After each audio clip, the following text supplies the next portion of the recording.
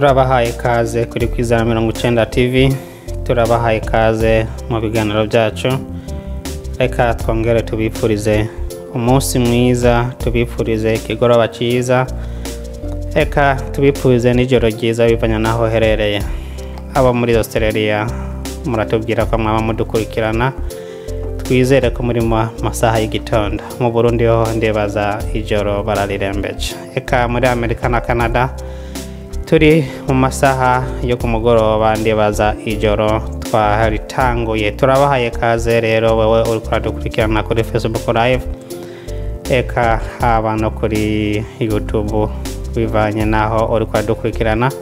Tugusabe ugire share kugira ngo ibiganiro byacu bishobore kugushikira, bishobore gushikira benshi. Muri kano kanya uko murakurikirana Kwizera 90 TV, Kwizera 90 TV nkuko twamatwe babwiye irashobora kuguha umwanya ukavuga ubutumwa gatanga impanuro zitandukanye ku bantu batandukanye, cyane cyane no kugwaruka. Kuri uno munsi kandi turi kumwe na mwene data ari hariya muri Texas, yama yitanga agatanga impanuro zitandukanye abicishije mu ijambo ry'Imana. Tugusabe rero wewe uriko uradukurikirana ugire share kugira ngo abariko baradukurikirana bashobore kwiyongera, kandi inkuru nziza ijambo ry'Imana impanuro zishike kuri benshi. Nkuko nabivuze iminsi yose, kugira share dikudufasha gukwiragiza ubutumwa, nawe ubuvuze ubutumwa Imana izobuguhembera. Eka tutaratangura tumuhe umwanya abaramutse, hanyuma tuze guca tugaruka hano muri studio. Etienne ndibaza muriko muratwumva? Yego cyane. Turagwaye kaze kuri Kwizera 90 TV, kandi turagushimiye ku kigoro wigoye ukaba washoboye kuba ku murongo kugira ngo ushikirize ijambo ry'Imana kuri Kwizera 90 TV. Mbega hiyo mwiri wa mahoro cankwe iyindwi mwayirangije amahoro? Yego cyane. Ubwambe ndabaramukije mu izina rya Yesu. Uyu ni Etienne umuvukanyi wanyu. Ego inondwi tuyirangije amahoro. Imana ndabona yatwongeye iminsi yo kubaho. Biraboneka ko mu ndwi heze twagize accident, ariko imodoka twarimo niyo yononekaye turayita, ariko twebwe twavuyemo dukomeye. Nico gituma uyu mwanya iyo turonse tutopfisha ubusa, tukoresha kugira ngo dufashanye mu kwiga no gukoresha umwanya neza, kuko dusanzwe tutazi, ntabwo dufite garanti y'amasaha 2 kuva ubu cyangwa umunsi w'ejo, nta garanti yawo dufise. Murakoze. Ego mwamaze kumva yuko Imana ikora ibitangaza, murumva yuko Imana iratuprotectinga, Imana iraturinda. Nkuko yatwigishije ubushize, Imana niyo mekanise yacu, niyo iturinda. Rero murumva yuko yagize accident ariko akaba yararokotse, nta na kimwe yabaye. Iyumvire nawe kugira accident hanyuma gushika yaho imodoka uyita, urumva yuko aba ari accident ikomeye cyane. Imana ishimwe kuba yarashoboye kubarinda. Nico gituma twamadushira imbere Imana misi yose, kuko Imana niyo iturinda kandi niyo yama idufasha mu byo dukora byose. Nico gituma n'abakozi b'Imana bavuga ati kwama gahunda zawe uzishira mu maboko y'Imana. Mu gihe washize gahunda yawe mu maboko y'Imana, eka Imana ibana hamwe nawe. Nubwo Satani ashobora gutega imitego ingana gute, irakurinda kabisa, ntaco uzoba. Etienne turashima kabisa, turashima n'Imana kuba mwararokotse amahoro. Ni byo gushimira Imana. Karibu kuri Kwizera 90 TV. Ubu numwanya wanyu kugira ngo mudushikirize ico mwaduteguriye kuri uno munsi. Mutaratangura reka twongere dusabe abanywanyi bacu bariko baradukurikira kuri Kwizera 90 TV bashobore kugira share kugira ngo ubutumwa mugiye kudushikiriza bushobore gushika kuri benshi. Nizere yuko babikoze n'utarabikora bari karabikora. Ubwo Etienne tuguha umwanya karibu. Ego cyane murakoze cyane. Hanyuma nongeye kuramutsa bene data bumva ururimi rwacu. Harabagumva neza, harabagumva buke ariko mwese tubahaye kaze ku majambo y'Imana yongeye gushira mu mutima wanje kugira ngo dushobore kuyasangira kwizina nkuko mutuzi kuva mu biganiro canke mu nyigisho zarenganye. Ni ntaho turi Etienne, nkaba ndi muri Houston, Texas, canke muri Missouri City iri hafi ya Houston, muri leta ya Texas, muri leta zunze ubumwe za Amerika. Hanyuma numvise ko mfise responsabilité canke ibikorwa byo gusharinga ijambo ry'Imana bivanye nuko umwanya dufise ni mwiza.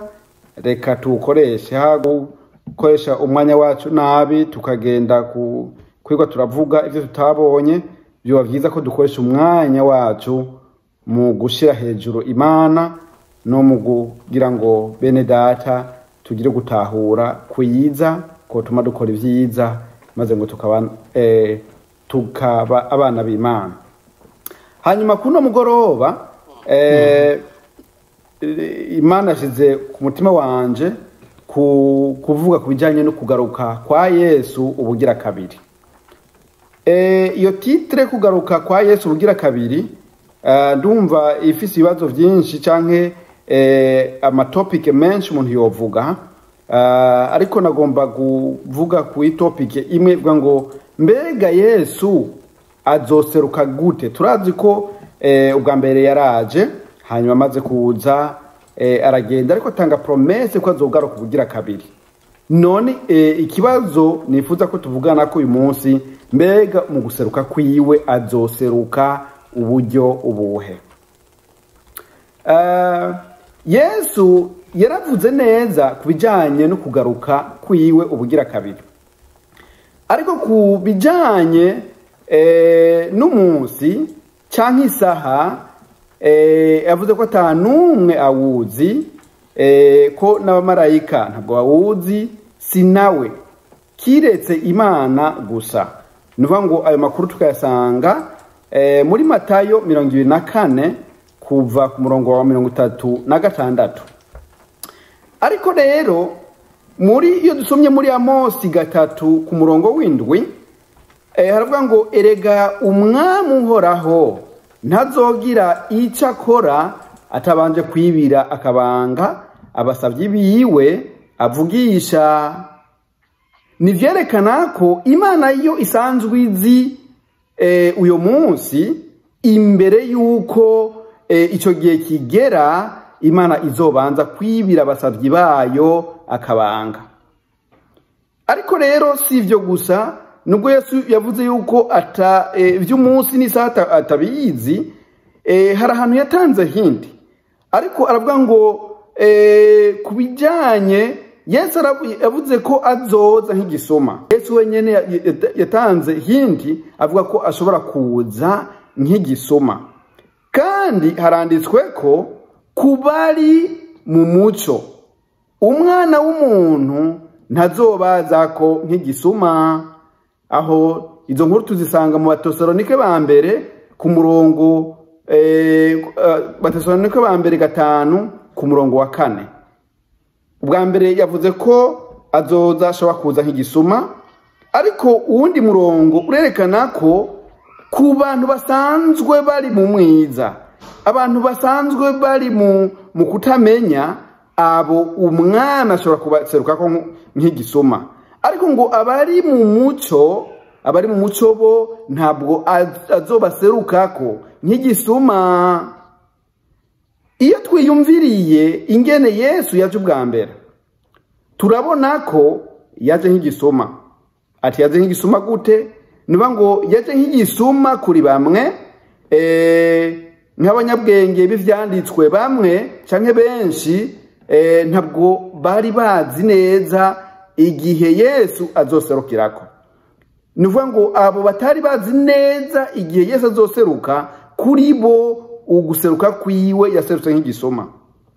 Ariko rero hariho abandi ukuseruka kwa Mesiya cyangwa kwa Yesu ubwa mbere ataserutse nk'igisuma. Abo bantu ni bande? Hariho nka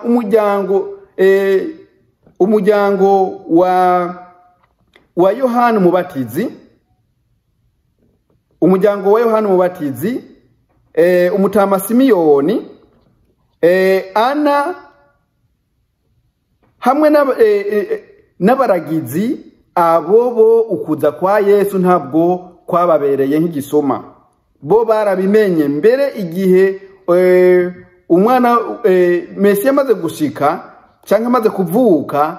Turibuka ko abaragizi bagiye kumurondera baciye kwa Herode babaza ati mutwereke iyo umwana Yesu yavukiye. Bo barabimenye, ni kuvuga ngo bo bari basanzwe bari mu muco. Uguseruka kwa Mesiya cyangwa kuvuka kwa Yesu ntabwo kwababereye, ntabwo yabaje nk'igisuma. Bo bari basanzwe bafite amasinye n'Imana yabibiye akabanga, kuko bo bari basanzwe bari mu muco. Ariko abanyabwenge b'ibyanditswe bandi bari basanzwe batari mu muco, barimo bamwe na ba Herode bose, bo umenga yabaserutseko nk'igisuma. Kuko byanditse nk'uko muri Amosi havugwa ngo ukuza k'umwana w'umuntu cyangwa ukuza kwa Yesu, nubwo yatubwiye ko azoza nk'igisuma, Amosi yatubwiye ko Imana ataco ikora itabanje kwibira abasavyi bayo akabanga. Byumvikana ko nimukuza kwa Yesu, abazoba bari mu muco bazomenya ibijanye no kuza kwa Yesu ubugira kabiri cyangwa kwa Mesiya ubugira kabiri. Ariko bamwe basanzwe bari mu mwiza cyangwa basanzwe batari mu muco, abo guseruka kwa Mesiya azobaserukako nk'igisuma. Iyo dusomye muri Matayo 24 ku murongo wa 30, haravuga ngo bune ikimenyetso cy'umwana w'umuntu kizoboneka kwijuru, niho amoko yose yo mu isi azoboroga, bazobona umwana w'umuntu aje mu bicu vyo kwijuru, ari n'ububasha n'ubwiza bwinshi. Kuri 31 haravuga ngo azotuma abamarayika biwe n'ijwi rirenga ry'inzamba, bakoranye abatoranijwe biwe bave mu birere bine, guhera iyo ijuru ritangurira kugeza iyo riherera. Uyu munsi abakirisu benshi barizera ko Yesu cyangwa Mesiya azozanana mu bicu. Ariko reka turabe akarorero kabaye kubijanye no kugaruka mu bicu ivyabaye. Nivuga ngo twigire ku turorero twabaye kugira ngo dutahure neza mbega ukuza mu bicu kumeze gute, gusigura iki. Nuvuga uyu munsi turiko turiga cyangwa turiko turashaka kuvuga kubijanye n'uburyo Mesiya azogaruka ubugira kabiri. Kugira ngo dutahure neza uburyo Mesiya azogaruka ubugira kabiri, hariho uturorero tundi turi muri Bibiliya twerekana umuntu yagarutse ubugira kabiri. Nizera ko aho karorero kuwo muntu yagarutse ubugira kabiri ko dufasha kwiyumvira ingene Mesiya ashobora kugaruka ubugira kabiri. Reka turabe utwo turorero. Umuntu yagarutse ubugira kabiri Bibiliya yemeza ninde? Niba ngo n'uwitwa Eliya. Ukugaruka kwa Eliya na Yohana Umubatizi. Niba ngo iyo dusomye muri Malaki 4 ku murongo wa 5 haravuga ngo umve nzobarungikira Eliya wavugishwa nanje, uwo munsi uhoraho uhambaye kandi uteye ubwoba utarashika. Ku murongo wa 6 turavuga ngo uwo niwe gisanganya azosanganya uwo niwe gisanganya azosanganya imitima yabase n'iyabana kugira ngo noye kuzoza ngatera isi umuvumo. Iyo turiko turaraba neza muri Bibiliya, abazi Bibiliya neza, Malaki ni igitabo ca nyuma c'isezerano rya kera. Muri ico gice turiko turavuga kiriko kiravuga ngo umunsi ukomeye uhoraho uri kuravugwa. Nuvuga ngo umunsi ukomeye uri kuravugwa ni periode yo kuza kwa Mesiya canke kwa Yesu ubwa mbere. Igihe ubwa mbere nuvuga ngo Imana yari yahaye Abisirayeli bico gihe akarorero canke uturorero twerekana ko umuntu akomeye Adamu agira kabiri aje afise solution yo guhagarika ibyaha vya Adamu wa mbere imbere y'uko aza kugira ngo ashobore kuba successful mu bikorwa vyo bizoza bimuzanye. Yatanze reference ni ukuvuga ngo umuntu wo kurabirako imbere y'uko Mesiya umunsi uhambaye uvugwa, ni reference ya Mesiya yagomba guseruka. Imana yari yateguye ko Mesiya azoza, imbere y'uko azoza ariko kugira ngo abantu bamumenye maze ngo bamwizere babane kumwe nawe, yateza kubaha reference bazorabirako kugira ngo niyaza bamumenye, bamwizere, bamusapotinge kugira ngo ibikorwa vyiwe bimuzanye vyose aza birangize mu gihe ciwe. Atanga rero atanga reference kuri Eliya, aravuga ngo umunsi ukomeye w'uhoraho, nuvuga ngo ukuza kwa Mesiya, nuvuga ngo ku Mana wari umunsi ukomeye, nuvuga ngo vyari vyipfuzo yari yateguye kugira ngo abana b'abantu bave mu bazo barimo vy'ivyaha. Atanga reference kuri Eliya, aravuga ngo imbere y'uko uwo munsi ukomeye uzoza, nuvuga ngo uwo munsi uvugwa inyuma y'ico gitabo haciye hinjira igihe c'isezerano risha. Isezerano risha ryinjiye uwarihagarikiye yari Mesiya, yari Yesu. Abandi bita Mesiya, abandi bita umucunguzi, abandi bita Emanueli n'ayandi mazina menshi. Nuvuga ngo uyo Emanueli canke Mesiya agomba kuza, byasaba ko Imana itegura abantu kugira ngo ntibagire gute, ntibashobore kutazomumenya. Kuko mu gihe batomumenya birumvikana ku murongo wa 6 niho havuga ngo uwo niwe ngo kugira ngo noye kuzoza nkatera isi umuvumo. Byumvikana ko mu gihe Mesiya ari kuza, amaze kuza abana b'abantu ntibamumenye bakamugira uko bigombeye, ni kuvuga ngo isi ishobora kugira umuvumo. Ndumva ko mu gutegura abantu bico gihe kugira ngo Mesiya aje ntibamisinge bamumenye, bakorane nawe kugira ngo ashobore kubakiza, vyasaba ko atanga reference. Ariko none uyu Eliya we yari yinde? Eliya ni umukozi w'Imana yakoze ibikorwa bikomeye. Nuvuga ngo kuri Karumeli, abakunda gusoma Bibiliya, hari amakuru avuga ko hariho abantu basenga Bayali barenga 400. Hanyuma abantu bari bazi uyo Bayali we yamenyekana cyane. Hanyuma igihe kimwe Eliya agomba ko abantu bamenye Imana y'ukuri hagati y'Abayali n'Imana Eliya asenga. Hanyuma muri ayo makuru biraboneka ko Eliya we yasenze Imana, yabanze guha umwanya abo bantu basenga Bayali kugira ngo bashobore guhamagara uyo Bayali wabo maze ngo asenge umuriro ukoroke. Ariko rero nubwo yabahaye opportunity, barasenze uyo Bayali wabo nta muriro yatanze. Ariko Eliya ashikiwe amaze gusenga turazi twarumvise neza ko umuriro wakorotse. Nuvuga ngo Eliya acamenyekana nk'umuntu yamenyekanishije Imana mu buryo butangaje. Rero Imana ititanga reference ko imbere yuko Mesiya aseruka izobanza kurungika Eliya. Ariko rero uyo Eliya ibikorwa vyiwe mu kurangiza ibikorwa vyiwe canke turazi ko Bibiliya iratwereka ko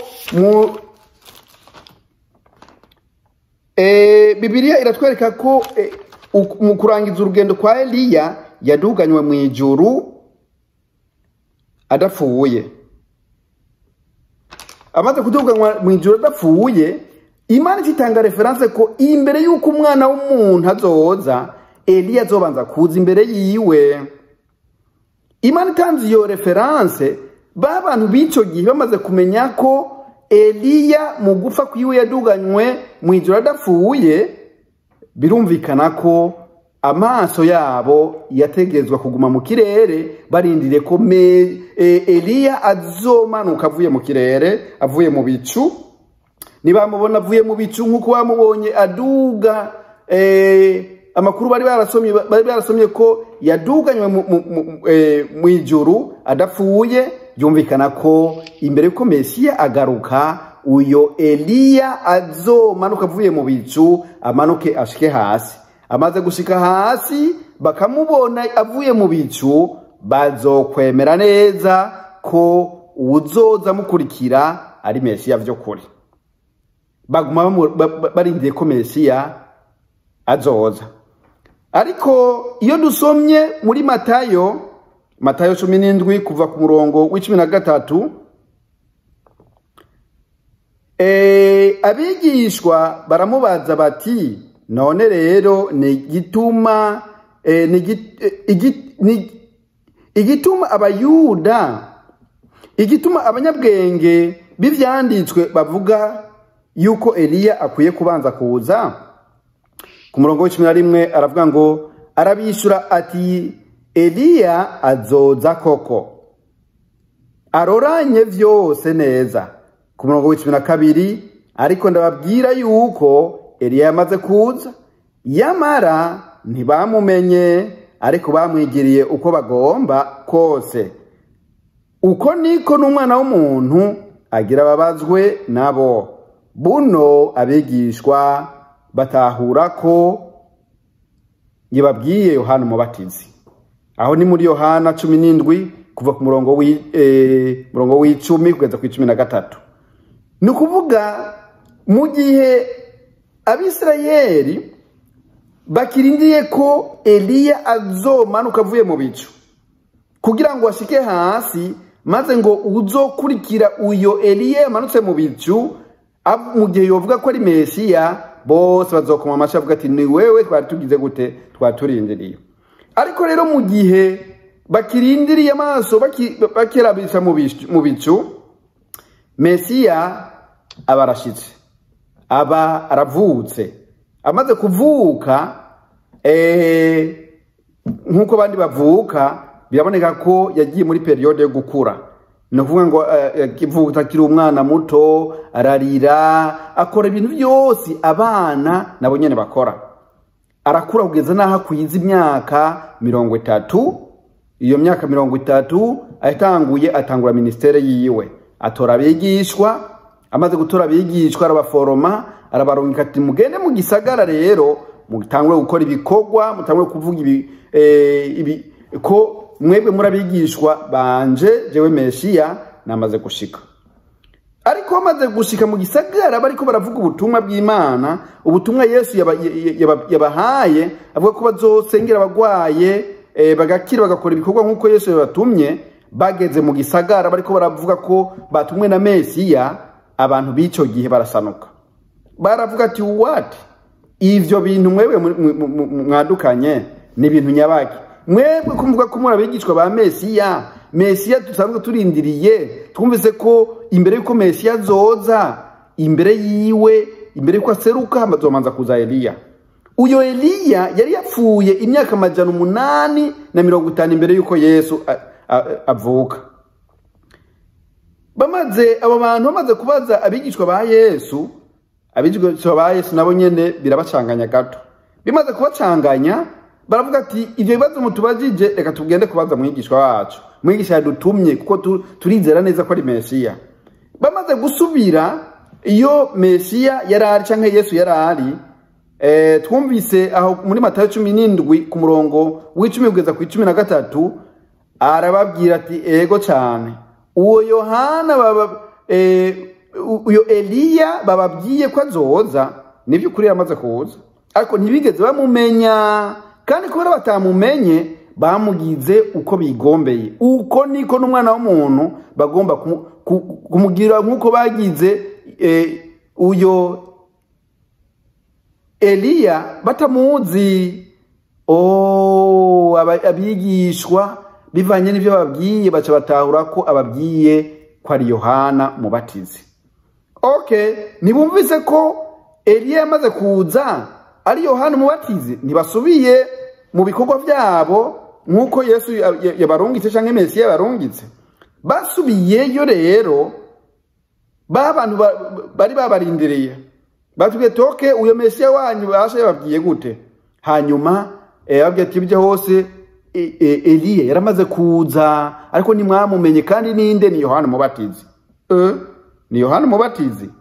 Reka twumve abigishwa ba Yesu bamaze gusubirayo bagatanga inyishu ko Eliya bari basanzwe barindiriye yamaze kuza, ariko Yohana Mubatizi ari wahagaze mu gishingo cha Eliya yavuze ko azoza.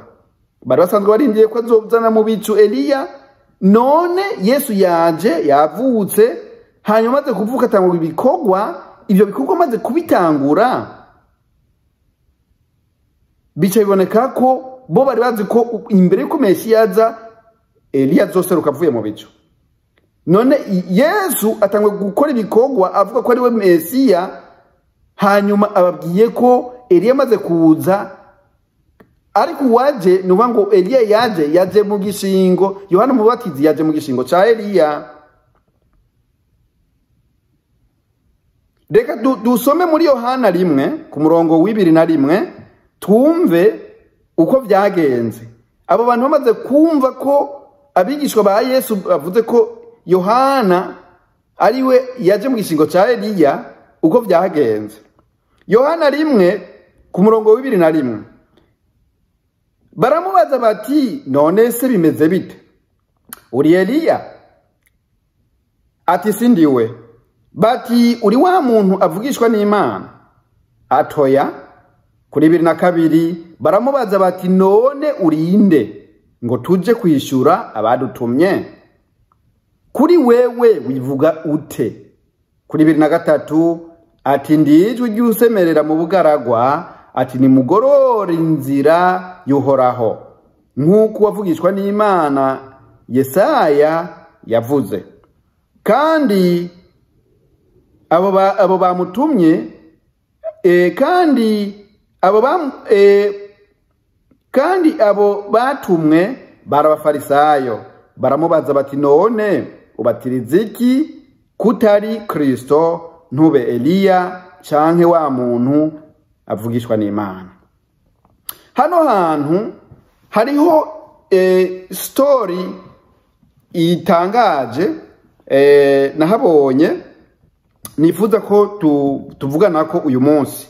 Nuvuga ngo Yesu yavutse atangwa gukora ibikorwa, atuma bigishwa biwe amaze kwiza imyaka 30 kugira ngo atangure mission yiwe. Ariko abantu bari barindiriye Mesiya bari bahawe akarorero ko canke reference yuko imbere yuko Mesiya seruka hazobanza kuza Eliya yavugishwa n'Imana. Imbere yuko nuvuga ngo yari kuza imbere ya Mesiya, ariko Eliya yari mu kuduga mwijuru. Ni mu bavugwa ko baduze mwijuru badapfuye. Rero bako bakavuga toke ko yaduze mwijuru rero adapfuye, nuvuga ngo azogaruka avuye mu bicu tumubona ashike hasi, maze ngo maze gushika hasi domenya ko Mesiya dusanzwe turindiye ko azoza. Mesiya nawe aba aravutse. amaze kuvuka umva ko yaserutse atora abigishwa abarungika gutangura ibikorwa ababwira ati gende muvuge ko Mesiya yaje kuko ari hano.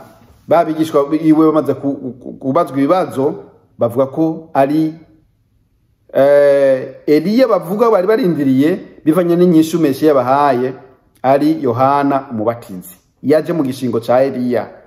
Ariko rero birabacanganya ukumva ko uyo Mesiya bari bamurindiranye igicika kuko bari bazi ko ari we azobakiza ibyaha byabo.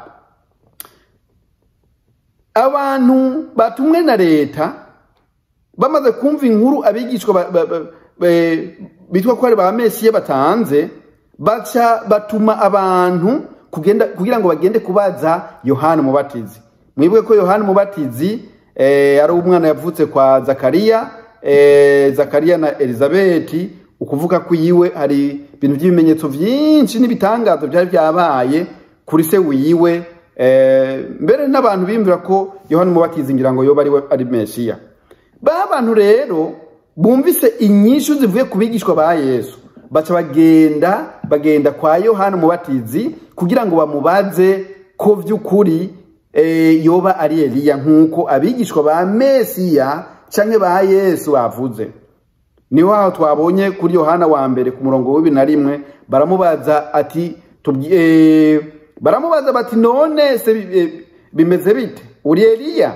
Nawe avuga ati oya, ntabwo jewe ndi Eliya. Baramubaza ati none woba uri wa muntu uvugishwa n'Imana, woba at least uri umukozi w'Imana cyangwa umuprofete w'Imana? Nawe aravuga ngo oya. Baramubaza bati none we urinde ngo tuje kwishura abadutumye? Kuki wewe kuri wewe uyivuga kuri ute, uyivuga kuri inde? Arabwira ati jewe ndijwi ry'usemerera, agerageza kubabwira uwari we. Ariko abari batumwe kuri we kugira ngo babaze umva ko hinjiye confusion. Yesu amaze kuza canke Mesiya amaze kuza yavuze ko ari Mesiya barasanzwe barindiriye. Hanyuma iyo Eliya bari basanzwe barindiriye bazi ko zo mu bicu, niba ngo Yohana, Yesu yavuze ko Yohana umubatizi ari wari mu kibanza ca Eliya. Bigora abantu kumva no kwemera. Bagenda umva ko bagiye gukora ama investigation, bagiye kubaza Yohana umubatizi ko yoba ari Eliya. Yohana umubatizi ntabyo yamenye, ntiyigeze yemera ko ari Eliya, ntiyemera ko yoba n'umukozi w'Imana, ntiyemera ko yoba ari n'umuntu nuvuga ngo ibikorwa byose akora ata affiliation n'ibikorwa by'Imana afise. None wewe ko ubatiza twatuzi kuri umuntu ukomeye, nuvuga ngo mbere abantu baba bimva ko uri Mesiya, none ivyo bikorwa byose ukora ubikora mu izina ryande, ninde yabigutumye? Ubatiriza iki kutari Kristo? Ntube Eliya cyangwa wa muntu avugishwa n'Imana? None wewe uba tugufate gute? Nuvuga ngo confusion, kutamenya Yesu ko ari Mesiya ikiba yinjiriye ngaho. Mesiya canke Yesu yavuze ko Yohana umubatizi ari mu kibanza ca Eliya bari basanzwe barindiriye. Bagiye kubaza Yohana umubatizi, araharekana ko atari Eliya. Baramaze ati hoho woba uri umukozi w'Imana, umuprofete avugishwa n'Imana, arahira. Bamaze none wewe ivyo bikorwa byose ukora ubikora mu izina ryande? Nuvuga ngo confusion, kutamenya Yesu nk'umwana w'Imana ikiba itanguriye ngaho. Yesu bacabatangura kumufata nk'iki, nk'umubeshi. Ariko hari ahantu nakurikiye muri Matayo 11 ku murongo wa 14 havuga iki? Matayo 11 ku murongo wa 14, Yesu niwe babwiye ngo kandi nimwaba mugomba kuvyemera, uwo niwe Eliya yavuze ko azoza, uri n'amatwi yumva niyumve. Umva ko Yesu hageze igihe baragerageza kumusatira, avuga ati none ibi cyose bino bintu ntituvyumva neza, none uyu Yohana umubatizi yoba Eliya gute? umva ko bagiye no kumubaza arahakana ko atari Eliya, ko atari n'umukozi w'Imana. Donc confusion kwemera ko Yesu ari Mesiya bari basanzwe barindiriye ikiba itanguriye ngaho. Imana yarungitse umuvugishwa n'Imana Eliya kugira ngo agwanye abantu basenga Bayali. Nuvuga ngo abantu bose bari bazi Imana Bayali niyo abantu basenga, ariko we Imana imurungika kugira ngo nuvuga ngo ahindura ibintu, nuvuga ngo Imana y'ukuri ishobora kumenyekana.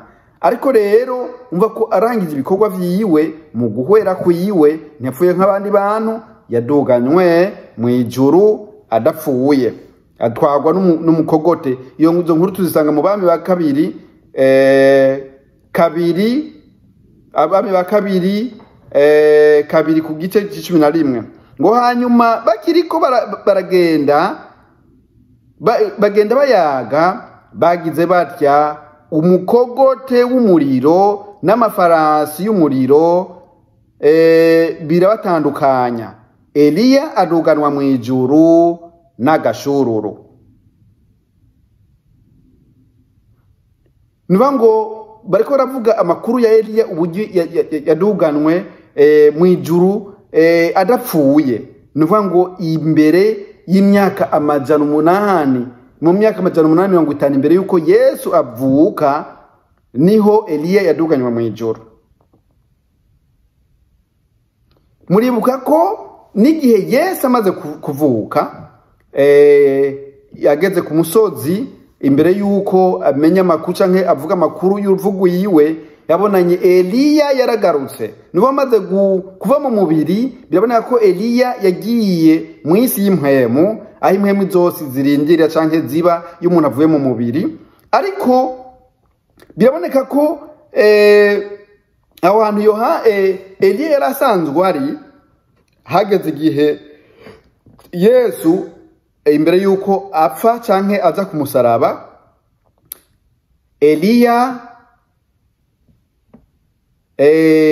Eliya na Mose biyereka Yesu ari kuri wa musozi. Yapfuye imyaka 850, ariko umva ko hageze igihe wa Eliya agaruka, bakavugana na Yesu bari kumwe nande bari kumwe na Mose hamwe ku musozi. Ndibaza ko ayo makuru muyazi neza.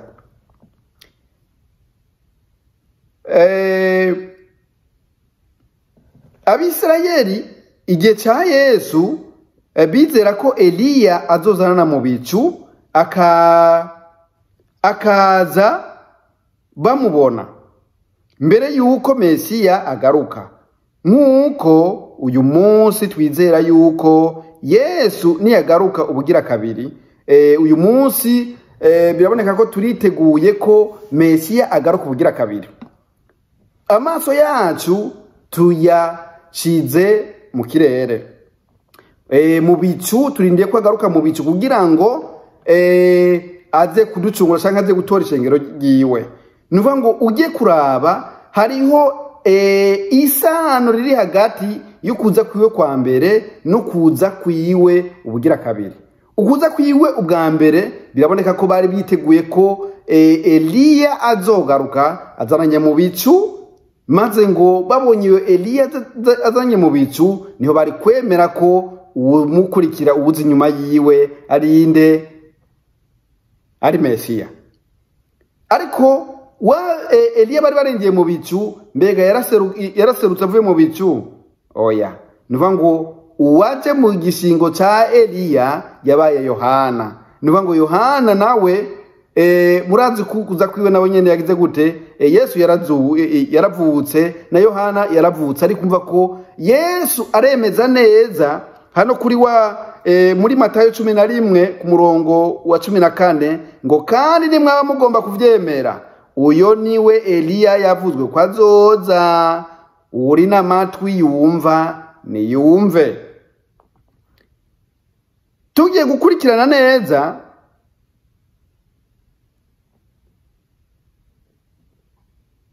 tugiye gukurikirana neza biraboneka ko ayo makuru asa n'ayazanye confusion mu bantu b'ico gihe. Kugeza n'ubu hariho abantu bacemera ko bamwe baremera ko Yesu yaje, abandi nabo baracarindiye ko Mesiya azogira gute, azogaruka.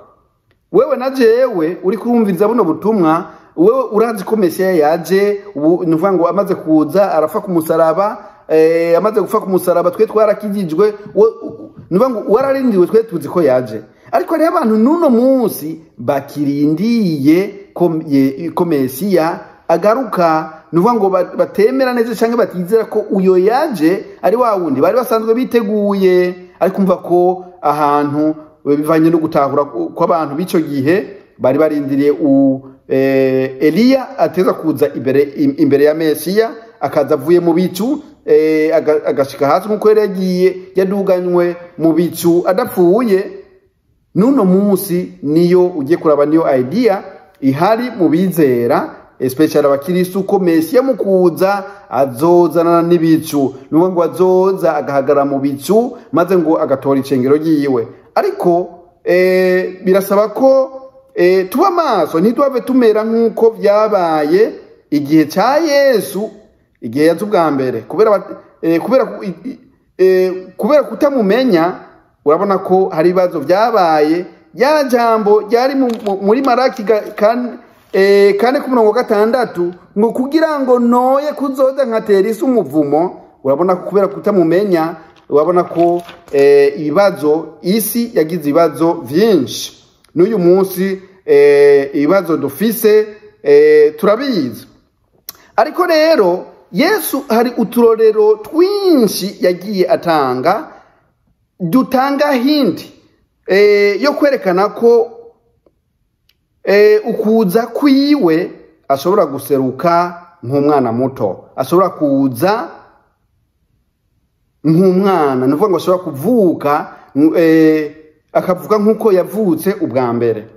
Ivyo bice mbega tushobora kubibona muri Bibiliya. Reka turabe uturorero yagiye atanga kwerekana hinti ko ukuza kwa Mesiya ashobora kuza nk'umwana muto. Ubwa mbere reka dusome muri Luka 17 ku murongo w'25. Ngo haravuga ngo ariko akwiye kuzobanza kubabazwa uburyo bwinshi no kwankwa n'ab'iki gihe. Dusubiremwo akarorero ka mbere muri Luka 17 ku murongo w'25. Haravuga ngo ariko akwiye kuzobanza kubabazwa uburyo bwinshi no kwankwa n'ab'iki gihe. Ndafise ikibazo kuri wewe, none wa mwami yaje agahagarara mu bicu, aba bantu bazomwanka bamubonye hehe? Ariko mu gihe yoba yaje nk'umwana muto, nuvuga ngo akaza aje akaza nk'umwana muto, abantu bazoronka opportunity yo kumva ivyo bariko arababwira, yo kumva ivyo ariko arabigisha, bashobore kugira gute, kumwanka imbere yuko bamenya uwari we. Akarorero kagira kabiri, mu vyahishuriwe Yohana 12 ku murongo 5, haravuga ngo avyara umwana w'umuhungu, niwe azoragira amahanga n'inkoni y'icuma. Avyara umwana w'umuhungu, niwe azoragira amahanga n'inkoni y'icuma. Nuvuga ngo hariho hinti ko Mesiya mu kuza kugira ngo aragire amahanga n'inkoni y'icuma azogira gute, ashobora kuzoba yavutse. Muri Matayo akandi karorero muri Matayo 7 ku murongo w'22 kugeza ku 23, haravuga ngo kuri uyo munsi benshi bazovuga bati mwami mwami, twakijije abantu, twakoze ibintu biriya, ariko nabo ngo azobabwira ngo nimumvireho sindabazi. Nuvuga ngo nakarorero kerekana ko Mesiya yaje mu buryo abantu batariko bariyumvira, amaze guseruka. Nuvuga ngo hakumva ivyo ariko arababwira bakoze ivy'iwabo hageze aho bagenda gutanga raporo basanga ivyo bariko baratanga ko raporo raporo bariko baratanga basanga yabaye raporo we babwiye ko atabazi. Hari akandi karorero ka gatatu muri Luka 17 ku murongo wa 20 abafarisayo baramubajije igihe ubwami bw'Imana buzozira, arabishura ati ubwami bw'Imana ntibuzoza bwerekanwa. Ubwami bw'Imana ntibuzoza bwerekanwa, ntimuzoba mubona ngo ngaburiya, ariko ubwami bw'Imana nivuga ngo abantu nibaguma baburindiriye ko nk'ibintu biboneka bishobora kuboneka bazoburindira ntibabubone. Ngo nkuko mu gihe cya Nowa byari bimeze, abantu barajya baranywa kugeza umunsi umwuzure wabatereye. Rero umva ko ni igihe kitoroshe turimwo cyo kurindira Mesiya, ariko mbega uburyo tumurindiriye kumeze gute? Twaba tumurindiye nkuko Abisirayeli bari bamurindiriye? Mbega ko bari bamurindiriye akaza baramumenye, baramushigikiye, bakoranye nawe? Mbega icyatumye batamumenya uyu munsi bakaba bakimurindiriye, kandi yaje no kumwica akaba ari bamwishe, cyabaye igiki? Nibaza ko example zabaye zoba example natwe twokwigirako kugira ngo Mesiya aje ubugira kabiri tumumenye, tumaze kumumenya maze ngo dushobore kumwakira, ibikorwa azanye byo gutora ishengero natwe azadutware. Nayo majambo Imana ashyize ku mutima wanje, Imana ibahezagire abayumvise mwese, amen. Ego uko mwamaze kubyumva, mwamaze kumva ubutumwa mwene data Etienne yariko aradushikiriza atubwira ibijanye no kugaruka kwa Yesu ubugira kabiri. Mbega n'ivyahe uzi ku bijanye no kugaruka kwa Yesu ubugira kabiri? Yasomye imirongo myinshi, yasomye Maraki 4 ku murongo 5-6, arasoma no muri Matayo 11 ku murongo wa 14, arasoma no muri Amosi 3 ku murongo w'indwi. Yasomye n'imirongo myinshi, yatanze n'akarorero k'imirongo myinshi ushobora gukurikira ugasoma ugatahura byinshi bijanye no kugaruka kwa Yesu ubugira kabiri. Abenshi barazi yuko ukugaruka kwa Yesu ubugira kabiri azoza nk'igisuma, nk'uko benshi babisoma muri Bibiliya, ariko Etienne we waratubwiye yuko ukugaruka kwa Yesu azoza nk'igisuma ku batamwizera, ariko ku bamwizeye ko azoza nk'igisuma. Aravuga n'imirongo myinshi ushobora kugenda ugasoma kandi ugatahura bijanye no kugaruka kwa Yesu. Ubwo tukizere yuko wamaze kudukurikirana ugatahura byinshi, eka ofise n'ikibazo urashobora kutwandikira kuri email yacu cyangwa kuri Facebook ukavuga akabazo ufite, nimba uzoba wibuka n'uwoba yavuze ubutumwa tuzoshobora kumushikiza akabazo yongere agaruke akadusobanurire neza. Tugushimire wewe washoboye kugira share buno butumwa, tugushimire wewe washoboye kubana natwe. Kwizera 90 TV shobora guha umwanya ukadushikiza impanuro zitandukanye mu buryo butandukanye.